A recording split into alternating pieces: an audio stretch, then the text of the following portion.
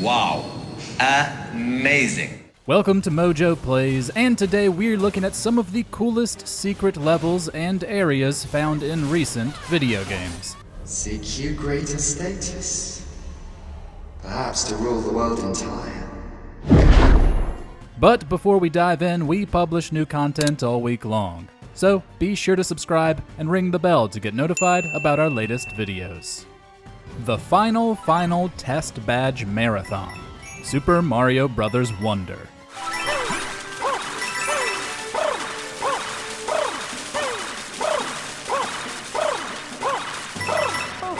The Super Mario series is always good for including a secret final level, one that is undeniably a masterclass both in design and making you question your platforming skills. The final test badge marathon from Super Mario Bros. Wonder is such a level. You can only unlock it after you've collected every Wonder Seed, every Flower Coin, and reached the top of every flagpole across all levels.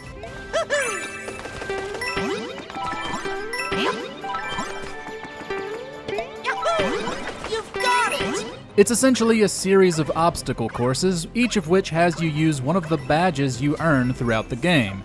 It isn't as hard as other final levels Mario and co. have endured, but it's still plenty challenging. Of course, it's also a ton of fun, blending its difficulty with Nintendo's signature delightful charm.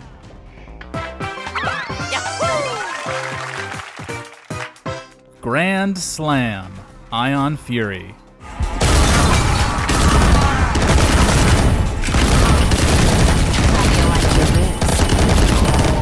The oldest game we'll talk about today, 2019's Ion Fury, is a love letter to old-school PC shooters like Duke Nukem and OG Doom. Following a boss fight within the 4th level of the game's 3rd zone, you'll find a piano. Playing specific notes in a certain order, which you find on a computer in the previous level, gets you a keycard that opens a door close to the level's exit. This all gets you into the hidden level, Grand Slam.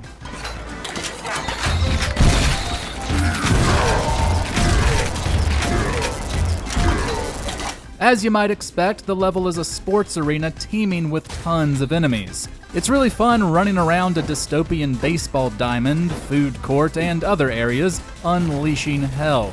And the level has its own neat secrets for players to track down as well.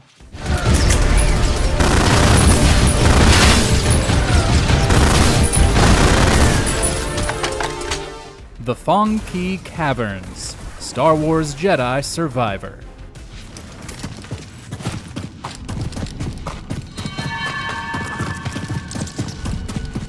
The planet Kobo is home to a ton of quests in Star Wars Jedi Survivor, many of them optional. One that might be easy to miss only shows up after you're brought there for the 4th time. You'll find a prospector outside Dogma's shop who mentions having nightmares about the Phon'Qi Caverns. Following this rumor is the only way to access this area of the map, which is home to a lot of tough enemies.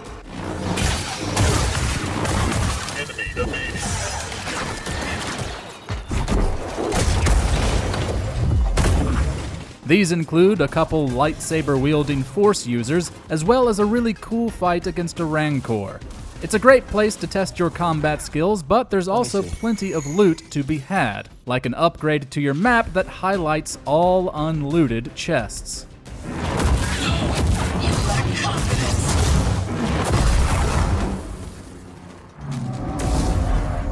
Need to slice this. The Jungle, Baldur's Gate 3.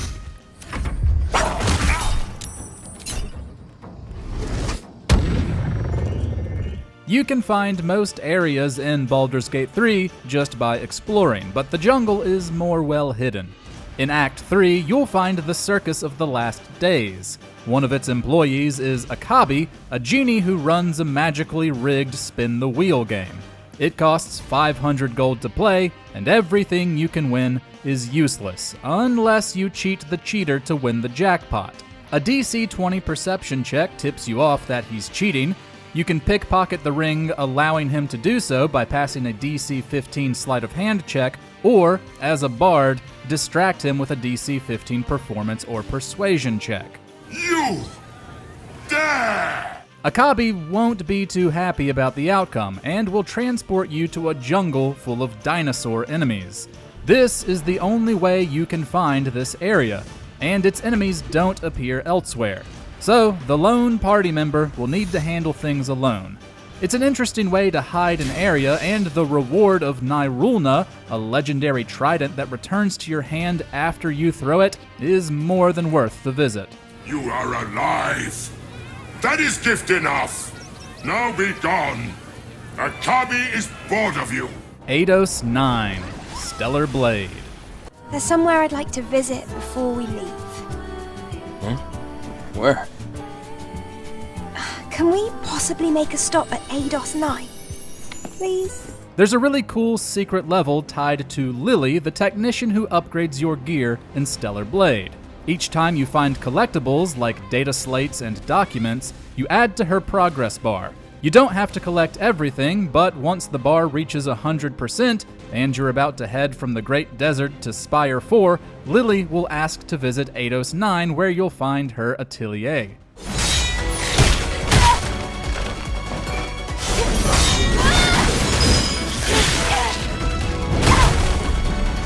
Traversal in this place is both really fun and pretty dangerous. Grinding around on the roller coaster rails, which is just a cool design for a level, is great, but there's also polluted water that will kill you after a few seconds.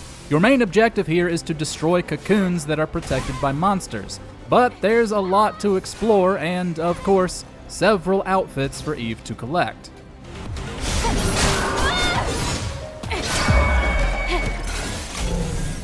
The Crater, God of War Ragnarok.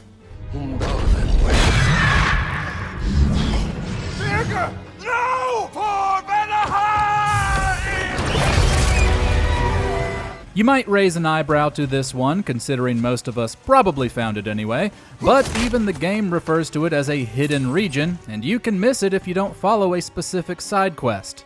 And that's good enough for us. After completing the Creatures of Prophecy in Vanaheim, you'll find Lunda's weird pig-dog pet thing, Helka, by the nearby Mystic Gateway. After following her for a while as a side quest, she leads you to a cliffside where you get a hint towards the location of the missing Bergir, one of Freyr's allies.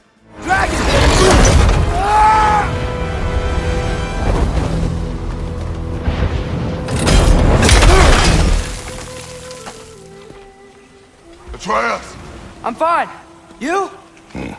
Using their mystical flying boat, Kratos and Atreus will set out to rescue him before being attacked by a dragon, causing them to plummet into the crater, a humongous, completely optional area. There is a ton to do here. Bosses to face, puzzles to solve, loot to collect, lore to track down, and of course, a friend in need of rescuing. The only problem is that the game throws this at you right as you're gearing up for the climax.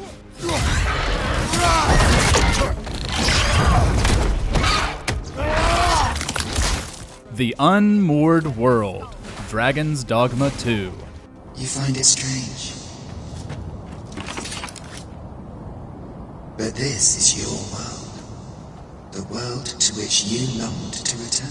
During the climax of Dragon's Dogma 2, you can either choose to walk away, receiving the bad ending, or fight your big bad dragon antagonist, which leads to your celebratory coronation. However, during this scene, instead of sitting on your throne to end the game, you can find the Pathfinder, who gives you the option to go back in time. If you accept, you'll be taken to the climax once again. While riding the dragon to the final fight, using the empowered Godsbane blade on yourself causes you to both crash, and you later awaken in the Unmoored World. Take care where you place your feet. A sharp incline is as light to throw off your balance as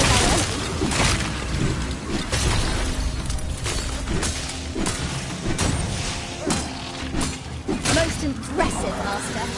This is kind of cheating since it isn't a level or area, but it is a complete recreation of the world. All the water is gone, which reveals previously inaccessible locations, and a dense fog continuously creeps in, blocking access to familiar places. There are also new quests and much more powerful enemies. Everything looks apocalyptic, which is fitting since you then have to prevent the end of days. It's a pretty cool way to approach secret post-game content. Victory at hand.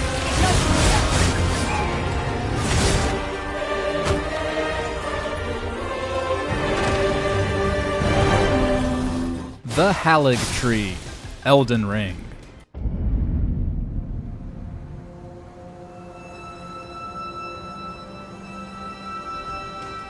The Haligtree dungeon is now pretty famous, as is the boss fight against Millennia that lies at the end. But before it gained fame, the method of actually finding it was pretty obscure. It involved collecting two halves of a medallion, one of which was found in Castle Sol, and the other held by an old man disguised as a pot in the village of the Albinarics.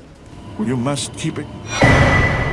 You then had to present it at the Grand Lift of Rold to open the consecrated snowfield, which presented you with a puzzle, the solution of which was also obscure, before you could actually get inside. It's a stunning location though, a gigantic tree you descend down with majestic castles and some really challenging enemies. The tree leads you to Elphael, an impressive keep housing plenty of loot to cherish, if you can survive, that is.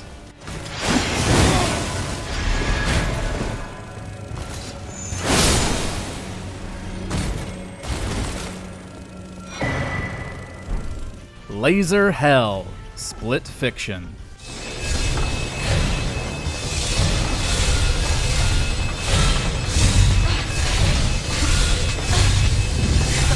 Hazelight's latest fantastic co-op adventure, Split Fiction, wants you to experience all it has to offer.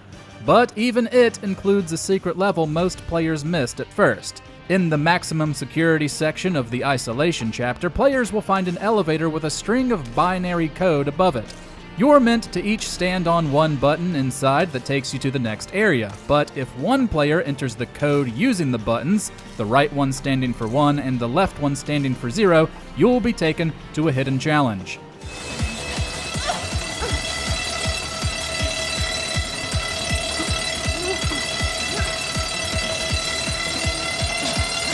There are 5 rooms featuring different laser obstacles, and getting through them is, without a doubt, the hardest part of the game.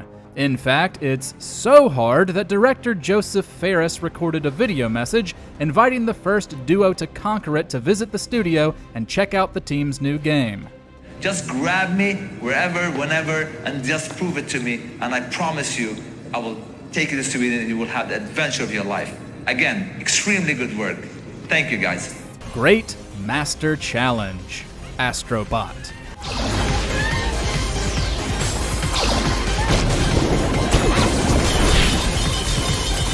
It's completely worth collecting all 300 bots and 120 puzzle pieces in the base game of Astrobot, just for the fun of it.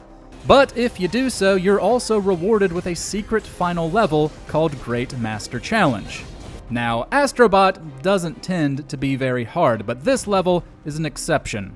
There isn't really any safe space that won't fall out from under you or be swarmed by enemy attacks and other hazards.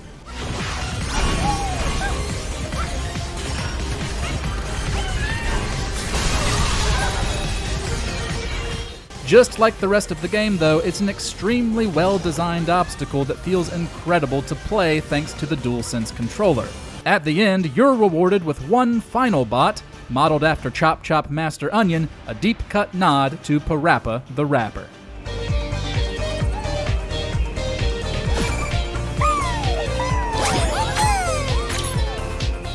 If there's an awesome secret level you found in a recent game that we forgot to mention, let us know about it in the comments. And if you haven't already, be sure to subscribe to MojoPlays for more great gaming videos every day.